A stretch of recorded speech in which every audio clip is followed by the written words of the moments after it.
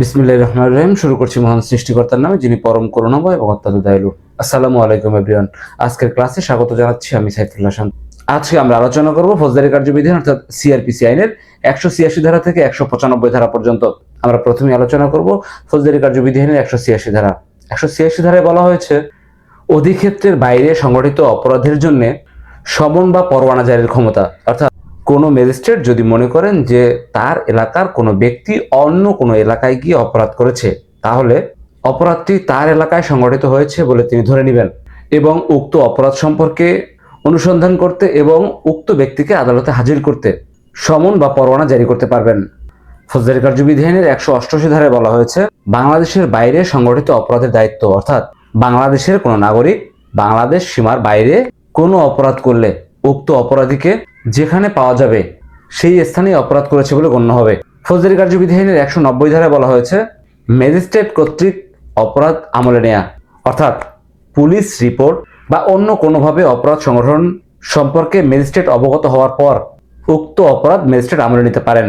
ফৌজদারি কার্যবিধানের 191 ধারায় বলা হয়েছে, আসামির আবেদনে মামলা স্থানান্তর। অর্থাৎ ম্যাজিস্ট্রেট কর্তৃক মামলা আমলে নেওয়ার পর সাক্ষ্য গ্রহণের পূর্বে আসামি অন্য কোনো আদালতে মামলার বিচার পাওয়ার অধিকারী বলে যদি আপত্তি করেন, তাহলে আসামির আবেদনের প্রেক্ষিতে মামলা অন্য আদালতে স্থানান্তর করা যায়। ফৌজদারি কার্যবিধি আইনের 193 ক্লোজ 1 উপধারায় বলা হয়েছে, দায়রা আদালত কর্তৃক অপরাধ আমলে গ্রহণ। অর্থাৎ আসামির বিচার করার জন্য ম্যাজিস্ট্রেট যদি দায়রা আদালতে প্রেরণ না করেন, তাহলে দায়রা আদালত অপরাধ আমলে নেবেন না।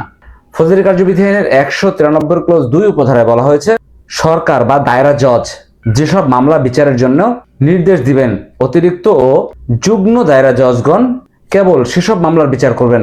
তো ফৌজদারি কার্যবিধি আইনের 195 ধারায় বলা হয়েছে, সরকারি কর্মচারীর আদেশ অবমাননার দায়ে মামলা। অর্থাৎ সরকারি কর্মচারীর লিখিত অভিযোগ ব্যতীত দণ্ডবিধি আইনের 172 থেকে 188 ধারা এবং 193 ধারা, 194, 195, 196, 199, 200, 205, 206, 207, 208, 209, 210, 211, 228, 463, 471, 475 ও 476 ধারার অপরাধ আদালত আমলে নেবেন না।